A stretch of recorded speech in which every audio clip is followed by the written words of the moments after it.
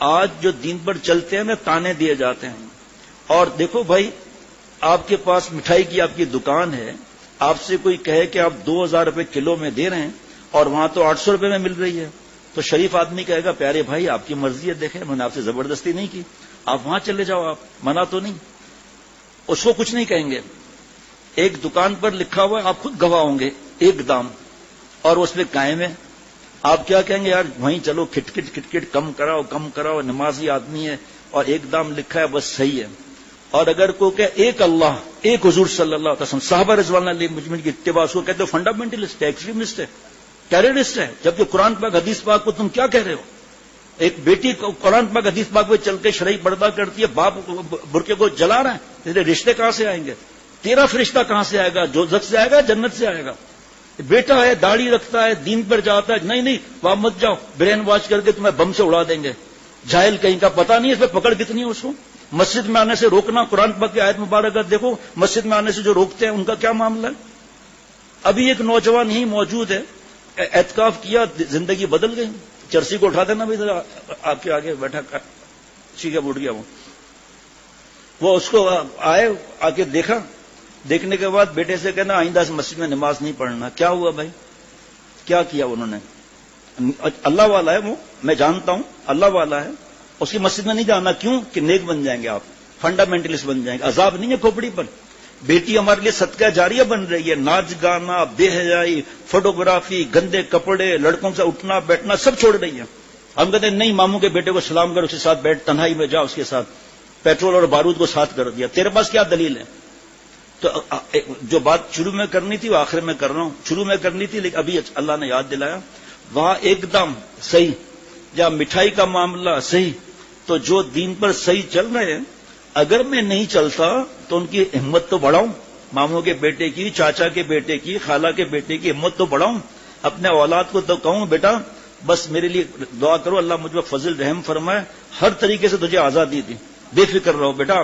میں نے انکوائری کر لیا، بڑے مفتی اعظم سے پوچھ لیا ہے، آپ صحیح جگہ پر جا رہے ہو، آپ صحیح داڑھی رکھ رہے ہو. اپنے بابا کے لیے دعا کرو، باپ کی دعا اولاد کے لیے، اولاد کی دعا باپ کے لیے قبول ہوتی ہے کہ میں بھی داڑھی رکھ لوں. فنڈا میں شکل کیسی لگ رہی ہے، کیسی لگ رہی ہے؟ تو کس شکل پہ اعتراض کر رہا ہے؟ جاہل. آپ صلی اللہ علیہ وسلم چہرے مبارک کی نقل پر تو کیا جملہ بول رہا ہے؟ تجھے اچھی نہیں لگتی نا؟ جس رب کے لیے داڑھی رکھی ہے اس کو تو اچھی لگتی ہے. آپ اپنے پیاروں کو پیاری چیز دے دیں، گھٹیا. اللہ کے سب سے پیارے کون ہیں؟ سب جملہ قوم، اللہ کے سب سے پیارے کون ہیں؟ آپ صلی اللہ علیہ وسلم. آپ صلی اللہ علیہ وسلم جیسا نہ کوئی تھا، نہ کوئی ہے، نہ کوئی ہوگا.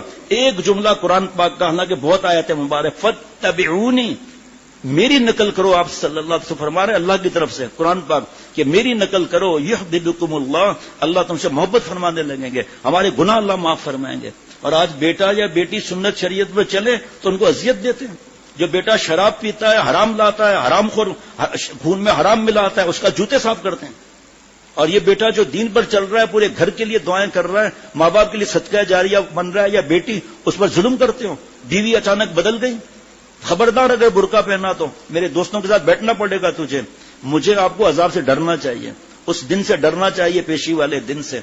بیگم صاحبہ بس ٹھیک ہے، آپ میرے لیے دعا کرو، برقع پہنو. جو میں ہوں اندھا تھا، خبردار اگر آپ میرے دوست کے سامنے آپ آئی تو بالکل جیسے آپ کہیں گے گھر میں ایسا ہی سسٹم ہوگا، کیونکہ وہ شریعت سنت کا طریقہ ہوگا. اس مرد صاحب، شوہر صاحب کا شاید اللہ اسی آزادی پر کام بنا دیں. وہ آپ کا بیٹا گھر میں نکل نہیں رہا، چرسیوں کے پاس نہیں بیٹھا ہوا، شیشے کی دکان پر نہیں بیٹھا ہوا، آپ یہ خدمت بھی کر رہا ہے، فرما بردار بھی، آپ تعریف بھی کر رہے ہیں. لیکن بیٹا مکس گیدرنگ میں جانا پڑے گا. بیٹا ہم سب سنیما میں بڑے اسکرین میں فلم دیکھنے جا رہے ہیں، یہ موبائل میں مزہ نہیں آتا. میں تو ساتھ کیوں نہیں چلے گا تو ساتھ میں؟ بس یہ اس پر میں زیادہ نہیں بول سکتا. اتنا کہہ سکتا ہوں، اللہ مجھ پر سب پر فضل فرما، رحم فرما، جس فرما، ہمارے لیے فیصلہ فرما دے اللہ کہ ہم بھی نیک بنے، ہماری اولاد، ہمارا گھر نیک بنے. اور قرآن پاک کی دعا کے حساب سے اے اللہ مجھے ہم سب کو امام الفاسقین نہ بنا، امام المتقین بنا. تو جو امام المتقین بنے گا تو خود متقی ہوگا تو امام المتقین بنے گا نا. اللہ تعالیٰ ہم سب کو عافیت کی حیات نصیب فرمائے، اس مل بیٹھنے کو قبول فرمائے. ہم سب کے اللہ جملہ مقاصد حسنہ پورے فرمائے.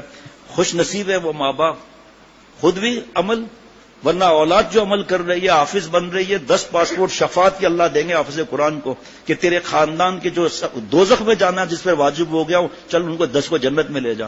عالم بھی شفاعت کا حق ہے ان کے پاس، شہداء کو بھی شفاعت کا حق ہے.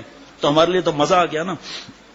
پیارے شیخ فرماتے ہیں جو کنڈم اولاد ہوتی ہے نا، اے یار اس کو مولی صاحب بنا دو، گاجر صاحب بنا دو، 2 روٹیاں ممبر سے نکالنے کا، اور بچپن سے ہی 2 روٹیاں ڈال دی نا آپ نے، اور اپنے اولاد ہماری اولاد کا جو زبردست برین والا ہو، اے اللہ میری اولاد کو اس دین کے لیے قبول فرما جس دین کے لیے انبیاء علیہ الصلوۃ والسلام کی گردنیں کٹی ہے. اے اللہ میری اولاد بیٹے بیٹیوں کو، مجھے بھی پہلے اپنا نام، اے اللہ مجھے بھی اس دین پر فدا ہونے کی توفیق عطا فرما جس پر انبیاء علیہ الصلوۃ والسلام کے سردار کا خون مبارک بہا ہے. اے اللہ اس دین کے لیے قبول فرما جس دن پر ایک وقت میں ایک دن میں 70 صحابہ رضوان علیہ مجمعین شہید ہوئے ہیں. اے اللہ مجھے میری اولاد کو اس دین کے لیے قبول فرما جس دین کے لیے سلطان ابراہیم ابن ادھم بلخ کی سلطنت جس نے نیلام کیے بغیر اپوزیشن والی. کیا مبارک ہیں والدین. آپ ایک واقعہ رات کو سنایا تھا، ابھی 1 منٹ میں سنا دیتا ہوں. جناب تحسین صاحب نابینا تھے، گھر میں فاقے تھے، بیٹے کو عالم بنائیں گے. بیٹا آیا، مولانا یاسین صاحب کیا مدرسے میں بھی کھانا نہیں، گھر میں بھی نہیں، اب مجھ سے پڑھا نہیں جا رہا، بھوک لگ رہی ہے، گندم کے علاقے میں گرمی ہوتی ہے. کہا بیٹا کچھ دانے پک گئے وہ لے آؤ. وہ دانے لے آیا، اماں نے چکی چلائی، 1 روٹی کھائی، پانی کے ساتھ پھر چلے گئے. مولانا یاسین صاحب کے بیٹے مفتی اعظم مفتی شفیع صاحب رحمۃ اللہ علیہ، ان کے بیٹے مفتی اعظم مفتی رفیع عثمانی صاحب رحمۃ اللہ علیہ، شیخ الاسلام مفتی تقی عثمانی صاحب دامت برکاتہ، ان کی اولاد بھی دین میں، ان کے پڑ پوتے بھی دین کے اندر. بتاؤ یہ خاندان کیسا ہے؟ ان کا آسمان پہ محلات اور بلڈنگیں اور باغات کیسے ہیں؟ نابینا، گھر میں فاقے. معمولی بات ہے اولاد عالم بنے، انبیاء علیہ الصلوۃ والسلام کا وارث بن گیا یا بن رہا ہے. اب اس پر میں بتاؤں کہ رزق کیسے اس کو ملے گا، تو ظاہری بات ہے بیان لے لیں وہاں سے، ورنہ پھر بعد میں بیان لے لیں اور پھر تفصیل کبھی پوچھ لیں انشاءاللہ تعالی.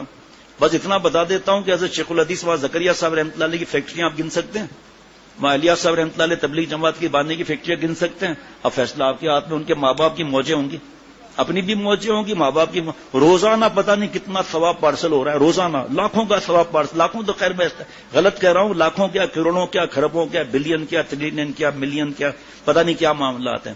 کون خوش نصیب ہے فیصلہ کر لو. جس وقت حضرت والا رحمۃ اللہ علیہ کا انتقال ہوا ہے، وصال ہوا ہے، اس وقت ایک کھرب پتی کا بھی انتقال ہوا. بے عمل اللہ کے پاس کس کا معاملہ ہوگا؟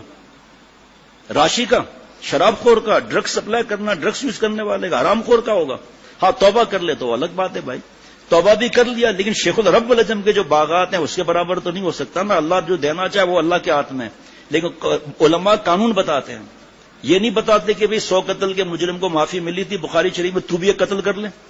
اب بولا نا، ایسے کہہ سکتا ہے کوئی؟ سوال ہی پتا نہیں ہوتا. یہ بتا سکتا ہے کہ دیکھو یار گھبرانا مت، کتنا زنا کر لیا ہے، ریت کے ذرات جتنا، نو پرابلم. کتنے ڈرگس یوز کیے، شراب کتنا پیا ہے، جی میں نے تو شراب پیا ہے سمندر دریا جتنا، معافی مانگ لیں. اور لڑکوں کے ساتھ بھی گڑبڑ کی ہے، کتنی، درخت کے پتوں جتنی، معافی مانگنا کتنی دیر لگتی ہے. اے اللہ مجھے معاف کر دے، آئندہ گڑبڑ نہیں کروں گا. پھر ہو سکتی ہے پھر دوبارہ معافی مانگ لیں گے. آپ ہم سے دلائل لو قرآن پاک حدیث پاک کے. ہم گناہ کرتے کرتے مر سکتے ہیں، تھک سکتے ہیں، اللہ تعالیٰ معاف کرتے ہوئے تھکتے بھی نہیں، خوش ہوتے ہیں میرا بندہ میری چوکھٹ پر آیا. ربنا تقبل منا انك انت السميع العليم. سبحان ربك رب العزة عما يصفون وسلام على المرسلين والحمد لله رب العالمين. صلى الله على النبي الأمي وعلى آله وصحبه وبارك وسلم برحمتك يا أرحم الراحمين.